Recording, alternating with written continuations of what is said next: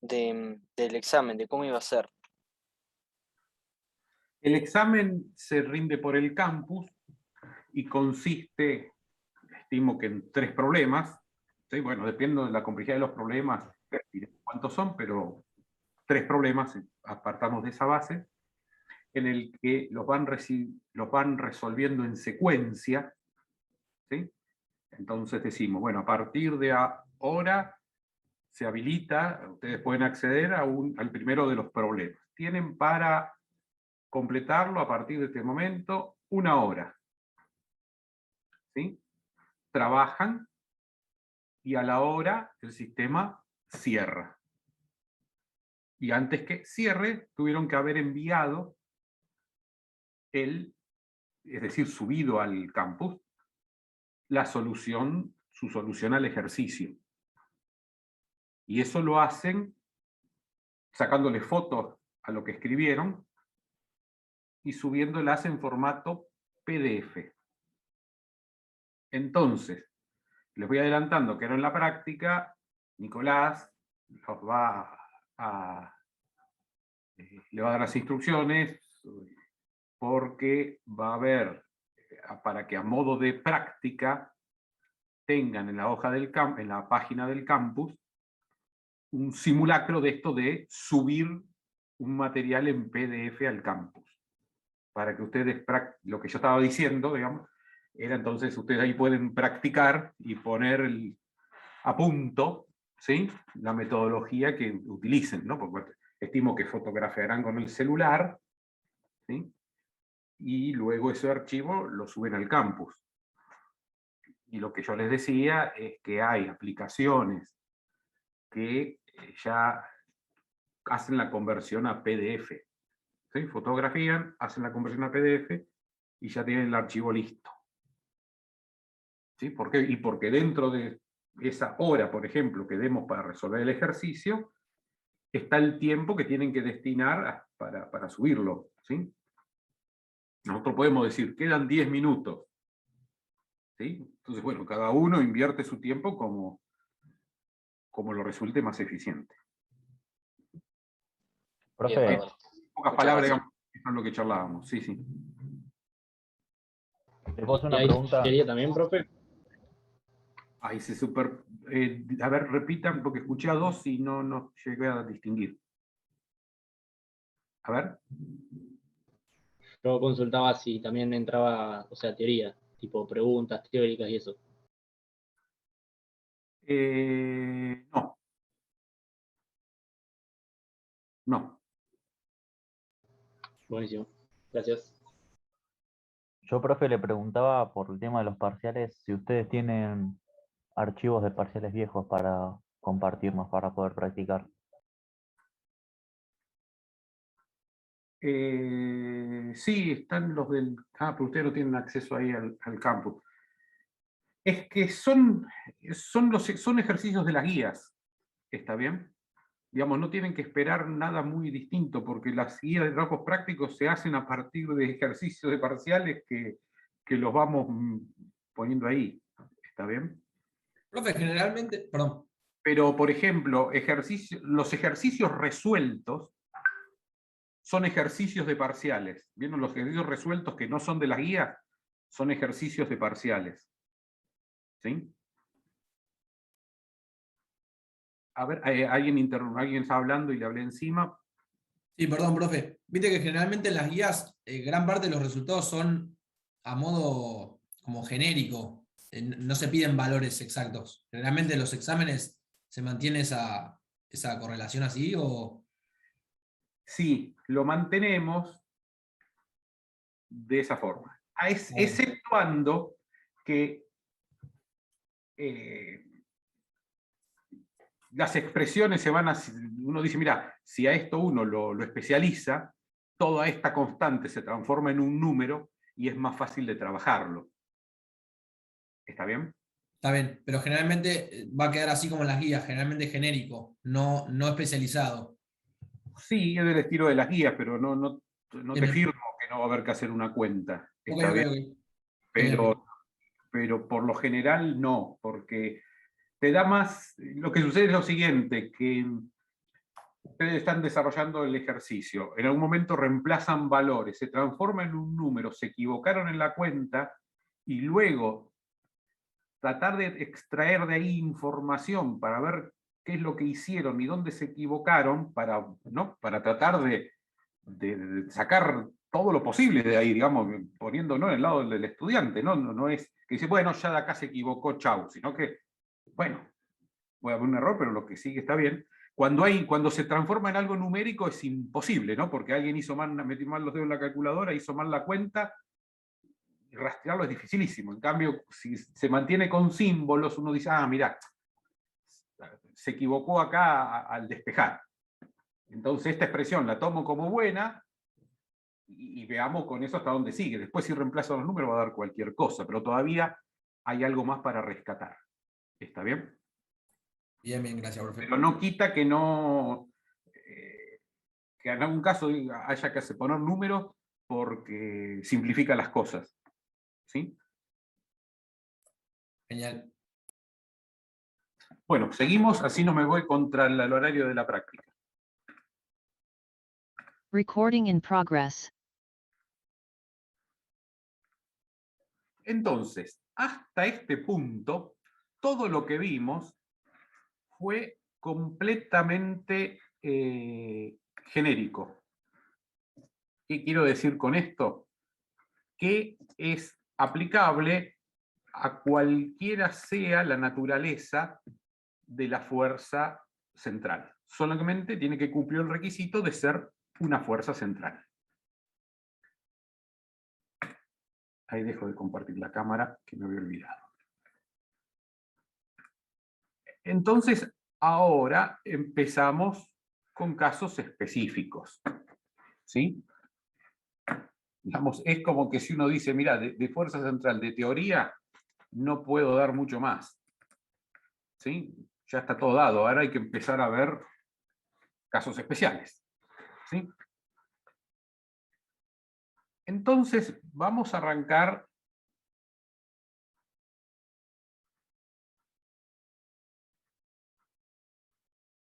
con el caso en que la fuerza central, es proporcional a R. O mejor dicho, a una potencia de R.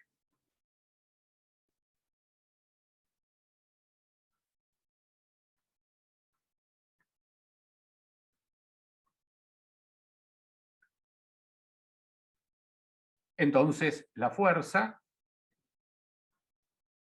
es proporcional, tengo acá una constante de proporcionalidad, a una potencia entera, bueno, en lugar de R voy a usar ρ, porque ya lo voy a trabajar en polares, ¿sí? De ρ. Entonces estoy con fuerzas que dependen de la posición. Lo que quiere decir que estas fuerzas derivan de un potencial, es decir, son fuerzas conservativas. Entonces es como que estoy trabajando con problemas de fuerza central conservativas. Esto quiere decir que menos el gradiente de cierta función potencial, o mejor dicho, de cierta no, de la función potencial asociada, me da la fuerza. Y estos potenciales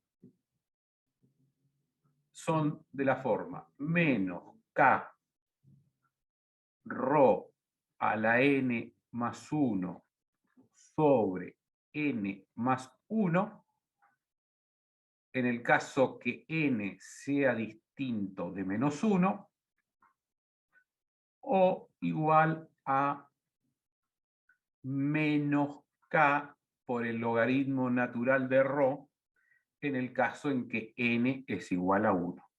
¿No? Si ustedes se preocupan, hacen menos el gradiente de estos potenciales y según el valor de n que adopten, les va a dar siempre f igual a k por ρ a la n. Profe, ¿no sería igual a n igual a menos 1? Sí, a menos 1. Sí, sí, gracias. El caso que se excluye arriba. Fantástico. Bueno, ahí lo tenemos, ¿sí? Entonces, del universo de infinitas fuerzas centrales, porque pueden ser fuerzas centrales que dependan de la posición, del tiempo, de la velocidad, de lo que se me antoje, ¿está bien? Yo digo, voy a tomar las fuerzas que dependen de la posición, o mejor dicho, como de una potencia entera de la posición. Y ahí arranco. Ahora trabajo con la segunda ley de Newton. Profe, una pregunta. En la segunda B, después del K, ¿qué es? ¿Un LN, un logaritmo natural o qué Logaritmo no? natural. Ah, bien, logaritmo natural. Sí, Gracias. logaritmo natural. Logaritmo natural.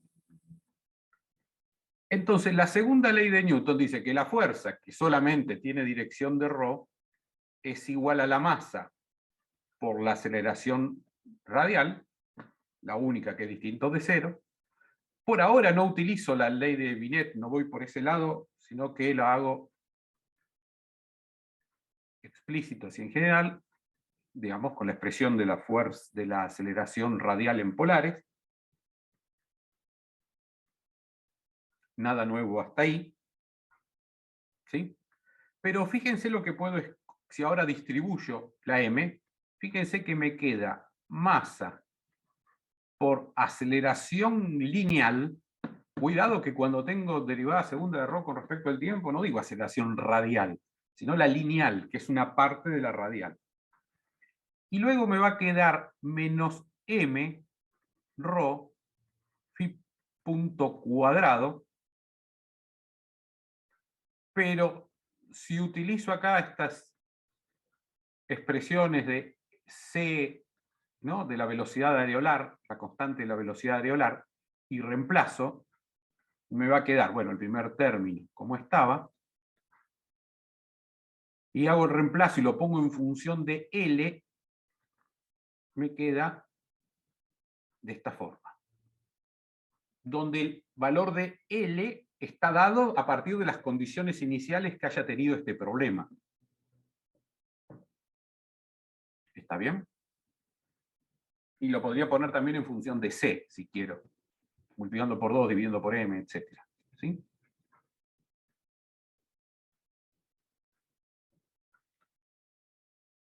Entonces, esta segunda ley de Newton, obviamente la planteé en un problema, en un sistema de referencia inercial, ¿no? Porque dije masa por aceleración, masa por la aceleración radial con todas sus componentes. Pero ahora yo podría decir, me voy a parar en un sistema móvil, ¿sí?, que gira con velocidad phi punto. Quiere decir que si vuelvo al primer gráfico, supongamos que ahora esta fuerza es del estilo de la que depende de una potencia entera de ρ, la que sea, y yo estoy mirando lo que sucede en la dirección radial, y sigo la partícula con ese sistema, como de hecho lo hace un sistema de coordenadas polares, y me desentiendo de lo que varíe phi, que puede estar variando con velocidad phi punto constante o variable, es decir, que haya aceleración angular. ¿Sí? Es que me pongo en la condición de un observador relativo, que lo único que ve es lo que pasa en la dirección de ρ. ¿Está bien? Entonces, ese observador, ¿qué estaría viendo? Que masa por aceleración lineal, por la edad de ρ con respecto al tiempo 2 veces, es igual a la fuerza radial más otra componente, otra fuerza, ¿sí?, que en realidad viene como una del producto de la masa por la aceleración centrípeta, que en este caso de sistema de fuerza central, la puedo escribir como L que es constante, por m, que es constante, es decir, con una fuerza que depende del inverso del cubo de la distancia.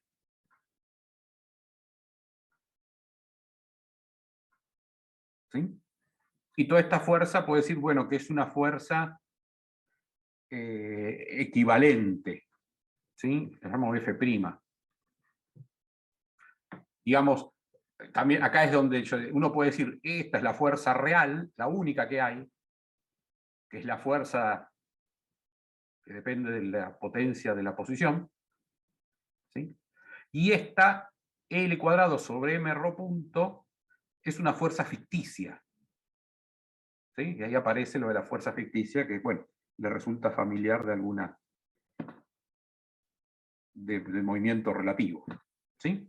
Entonces, pero yo ahora me desentiendo. Recuerden que cuando un observador está en condición de observador relativo, digamos, está parado arriba del sistema móvil, y él lo que ve para él es su universo, ignora que está rotando, girando o lo que sea. Así que este problema es el que vamos a analizar. ¿Sí? Entonces, ¿qué sucede? Esta fuerza equivalente, fuerza prima, tiene dos partes, tiene dos componentes, y ambas dependen de la posición. La primera es la que antes veíamos, ¿sí? Según el exponente n, y esta también depende de la posición, pero depende de la potencia -3 de la posición. ¿Sí? Entonces, el potencial prima, para aquel que solo ve lo que ocurre en función de ρ, va a ser el b de ρ, el b lo llamo b directamente, que será alguna de las dos fórmulas de encima, según qué potencia elegimos para n, más un potencial de la forma L² sobre 2mρ². Fíjense que si hacen la derivada con respecto a ρ de este último término, les da la fuerza L² sobre mρ³. ¿Está bien? No, profe, no te seguí, perdón. Eh, ¿De dónde? cuando vos pusiste la parte que está subrayada, ¿no? Esa genérica, esa no es cuando yo estoy parado en el sistema, en el sistema móvil, sería. Bueno, lo que sucede, está bien. Lo que pasa es que yo ahora dije, yo me paro en el sistema móvil y lo único que veo es cómo varía la distancia de la partícula, ¿sí? Y cómo varía la velocidad y cómo varía su aceleración en la distancia ρ. Entonces dejé del lado de izquierda, esto es lo que ve, lo que dejé a la izquierda de la igualdad, esto es lo que ve el observador móvil como aceleración de la partícula. Él no se da cuenta que está girando, ¿sí? Con phi punto, con aceleración eventualmente angular, y yo veo una partícula que se acerca y se aleja y tiene asociada esta aceleración ρ punto punto. Entonces lo que percibo, y eso resulta de la fuerza Fρ, que es la fuerza, la única fuerza que hay en el problema, más un término que puedo asociar a una fuerza, como decía, una fuerza ficticia, pero en realidad es un término de aceleración, asociado a la aceleración centrípeta. Digamos, estamos idénticamente en la condición análoga a la última clase, cuando veíamos estas pruebas de que la Tierra rota, ¿no? Que se nos desviaba la gravedad, etcétera, etcétera, que decíamos, ¿qué ve el observador que está sobre la Tierra y no se entera que la Tierra rota? Bueno, y veía esos fenómenos.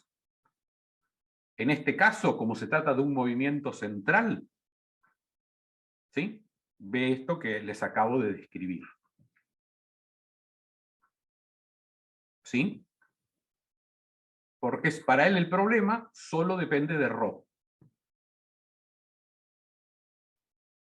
Entonces, el término de la derecha bueno, el centro y el de la derecha aquí, pueda derivar deriva de un potencial que tiene dos partes. El potencial asociado a la fuerza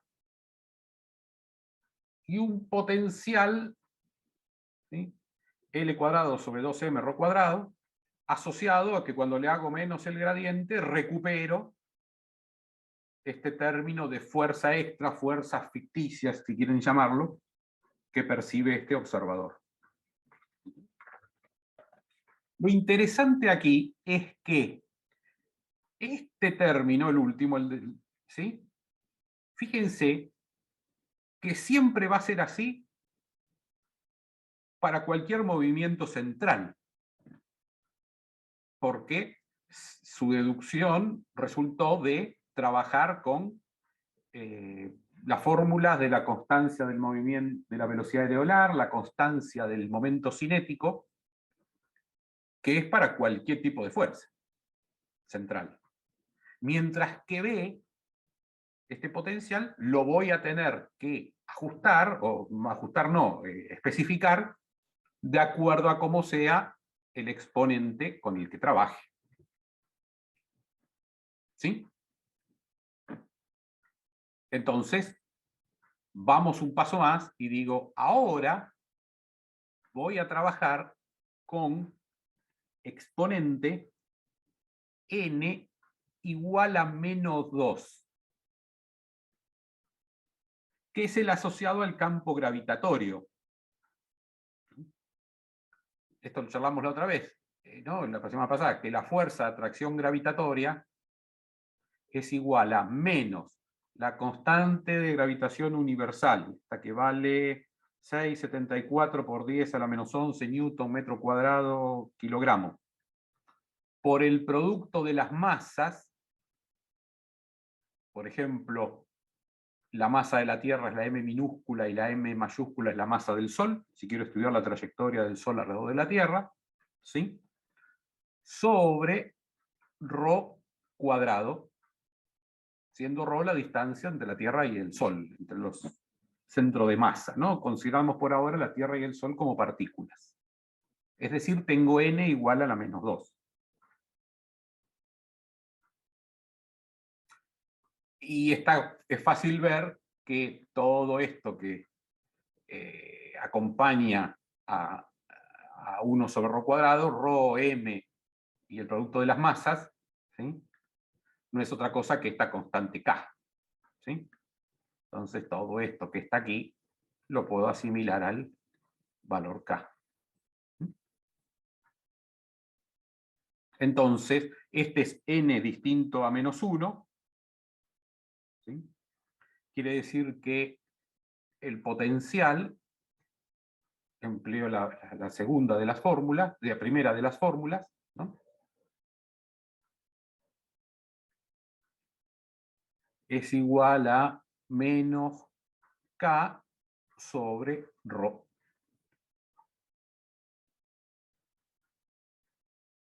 Quiere decir que ahora vuelvo sobre esta expresión y la especializo para el caso de atracción gravitatoria.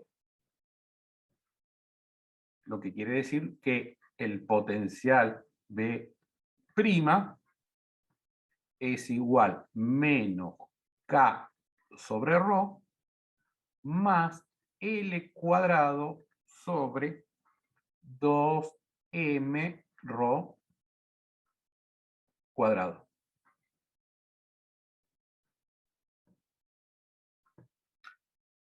Y ahora vamos a hacer un gráfico. Entonces, hago un gráfico en el que pongo la energía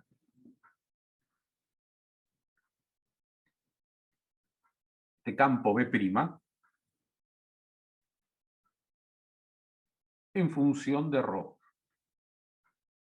Y vemos que consta de dos partes. Una parte negativa, que tiende a infinito cuando ρ tiende a 0, de la forma 1 sobre ρ. ¿Sí? Y tiende a 0 cuando ρ tiende a infinito, y tiende, obviamente, por abajo, ¿no?, digamos, de los negativos. Así que, si grafico eso, hago acá con línea de punto, me da una cosa así.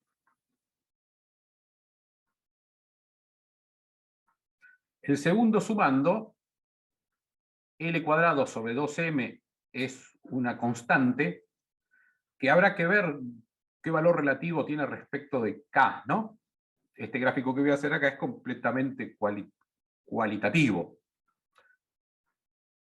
Pero ¿qué sucede? Este ρ cuadrado, 1 sobre ρ cuadrado, tiende más rápido a infinito cuando me acerco a 0 que ρ. Quiere decir que lo que puedo decir es que va a variar así de forma más brusca, ¿no? Quizás aquí lo exageré. Sí, lo exageré y disculpen, me voy un poquito para atrás porque si no después se me va a complicar seguir con la construcción. Ahí está. Lo hace de forma más brusca. La suma de estos dos me va a dar el potencial total. Entonces, para no perderle el rastro, esto es menos K sobre ρ. Esta es L cuadrado sobre 2M ρ cuadrado. Esta deducción que estamos viendo acá está sacada del Goldstein, ¿sí? Tiene la copia ahí en PDF en la bibliografía. No está en el Hertie. Ahora hago esta suma. Entonces, ¿qué me va a dar? Y algo acá que va a tener un mínimo. ¿Sí? Y que cuando estas dos curvas, y que va a tender a 0 cuando ρ tenga 0, porque ambas sumando tienden a 0 cuando ρ tiende a infinito. No a 0, a infinito. ¿Sí? Entonces eso me va a dar algo así. Ahí, un mínimo ahí, y después acá se va a 0.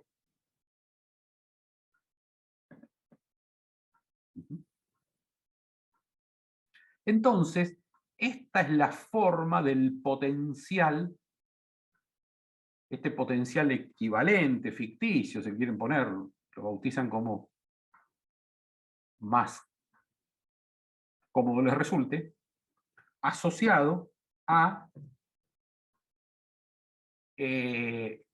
como función de ρ. Muy bien, pero ¿qué pasa? Este problema, además de ser movimiento central y con todas estas especificaciones que vimos, también resulta ser un problema conservativo. ¿Por qué? Y porque la fuerza, esta F', ¿no? Que suma los dos términos, todo deriva de un potencial.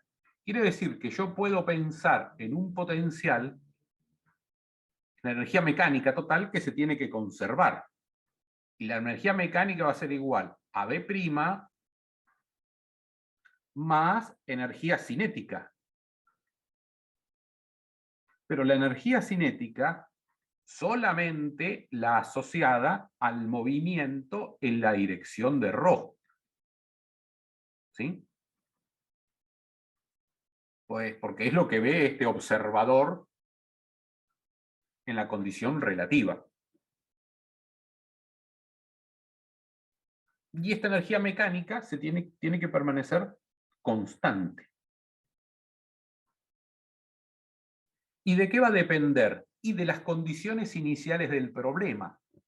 Porque fíjense que cuando yo a la partícula le doy una posición inicial, vamos a hacer acá un esquemita, la partícula está acá en el plano, la partícula inicialmente sigue la tengo ahí inicialmente, sigue una trayectoria, que por ahora no me importa, como es, todavía no lo sé, pero lo que sí sabemos es que en el tiempo igual a 0, yo le especifico un valor de ρ igual a 0, y le doy también una velocidad inicial, tangente a la trayectoria, v igual 0. ¿Sí? Entonces, al darle ρ0 y B0 y en función del ángulo que tiene entre ellas, ya le di L, ¿no? El momento cinético, que permanece constante. Y fue a parar a este L, que fue a parar a este gráfico. Fíjense que este gráfico no es universal. Va a depender de la condición inicial que le di a la partícula. ¿Por qué? Porque al darle ρ0 y B0, le quedó definido su L, y es este L que viene acá. Y recién puedo hacer este gráfico que aquí vemos. Y además, tiene esta energía cinética solamente asociada a lo que ve el observador relativo. ¿Por qué? Y porque esta B0 va a tener componente radial, que va a ser ρ punto, y transversal. Pero esta energía cinética solamente ve la radial. ¿Está bien? Y la energía potencial también queda dada por las condiciones iniciales. ¿Y por qué? Porque la energía potencial B' queda solamente en función de ρ, ¿no? Porque L ya quedó dado también por las condiciones iniciales. Entonces, ¿qué puede suceder? Que yo voy, agarro la partícula, me dicen, va, revolea esta partícula para donde quieras. Me paro a cierta distancia del centro de fuerza, ¡pum! La revoleo en una dirección. Y le dejé dada, definida, un nivel de energía mecánica, que es este que está aquí. Y este es, que yo lo llamo 1, que resultó ser mayor que, bueno, el caso mayor que 0. ¿Sí? Entonces, ¿qué vemos aquí? Si esta es la energía mecánica y esta es la energía potencial, la diferencia entre ambas, de aquí a aquí, es la energía cinética asociada a un medio de la masa por ρ punto cuadrado. ¿Está bien? Entonces quiere decir que la partícula se puede mover desde esta distancia, ¿ven dónde se cortan las curvas? Se convierte en una distancia crítica. ¿Por qué? Porque a la izquierda de ese valor crítico, ¿sí? Si esta distancia aquí, a ver si, deme un instante que voy a ver si puedo acomodar el gráfico, porque me quedó muy chiquito y se me complica. Entonces lo voy a mandar un poquito más alejado.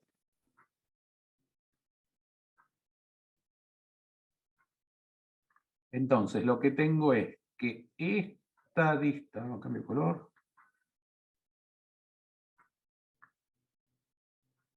esta distancia aquí,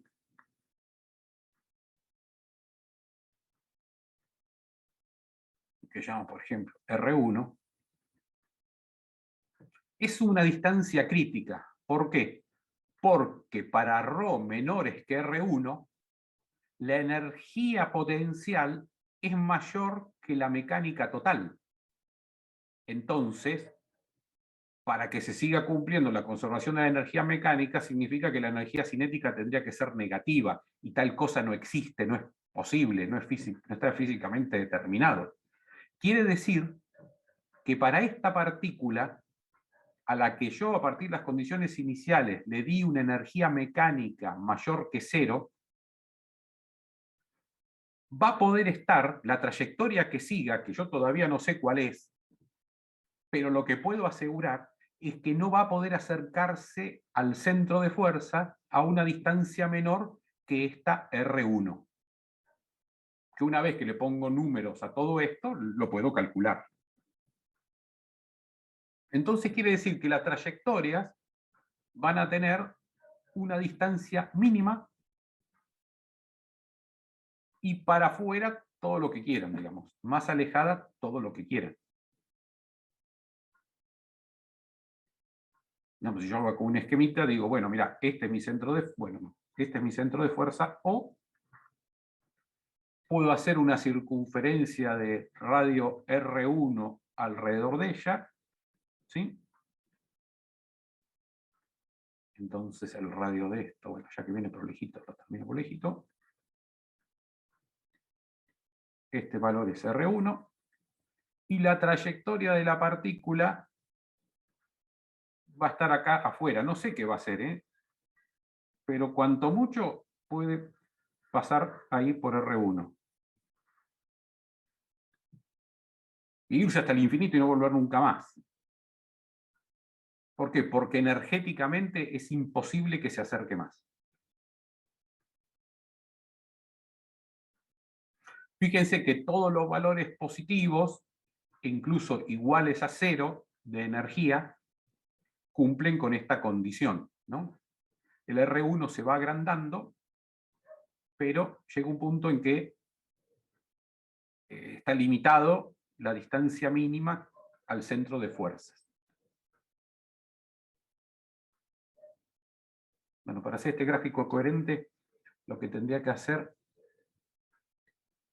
ya que no tengo los lujos que no están en el pizarrón, entonces este podría, verde, ¿no? Nivel de energía E1, marqué en verde, trayectoria verde. No puedo meterme adentro de ese círculo. Si ahora se me ocurre darle un nivel de energía, bueno, el igual a 0, aunque luego vamos a ver que es un caso especial, está contemplado en esto que acabo de dibujar. Si le doy energía negativa por acá, ¿sí? Y este sería E2,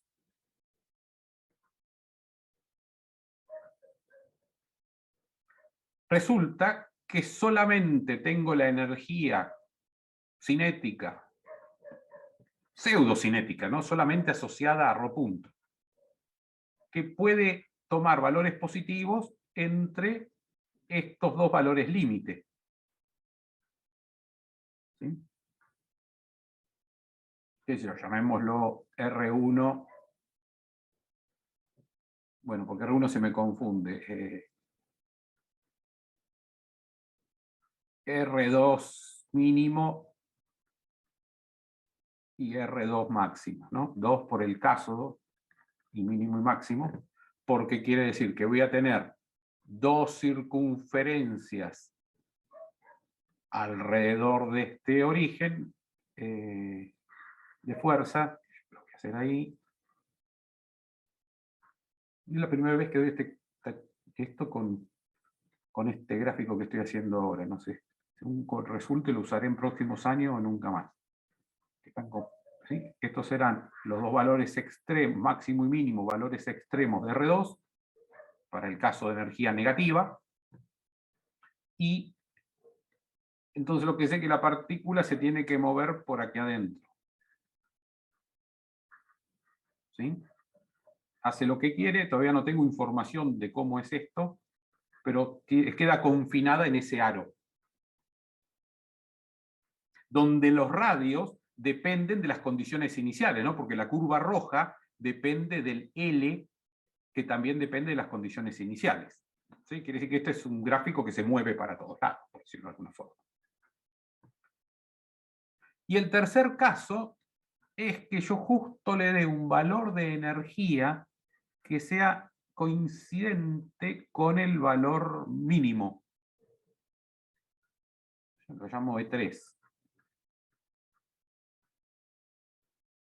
Entonces, ¿qué sucede? Ya no voy a complicar más este gráfico.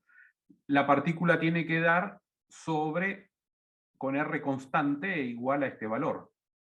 Llamémoslo el R3.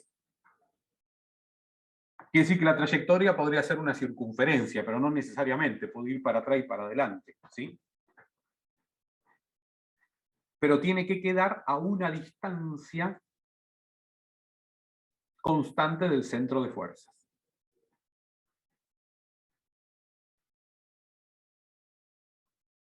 Bueno, esto que acabamos de ver aquí explica la forma de las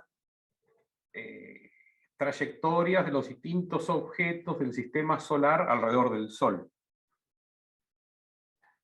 Porque resulta lo siguiente, los planetas, sobre todo los planetas interiores, Mercurio, la Venus, la Tierra, Marte, tienen trayectorias alrededor del Sol que son prácticamente circulares.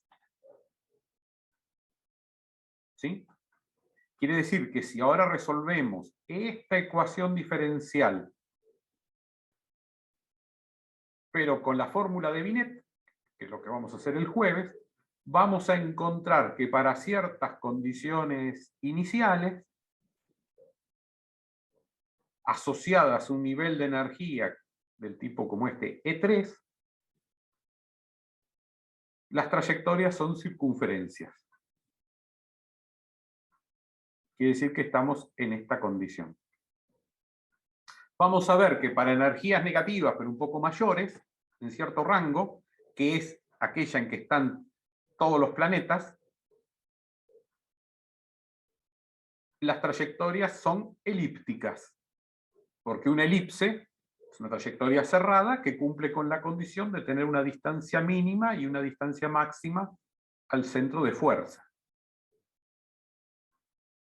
El R2 mínimo y el R2 máximo. Quiere decir que esto que yo dibujé haciendo cualquier cosa no es lo que ocurre, sino que tenemos una elipse,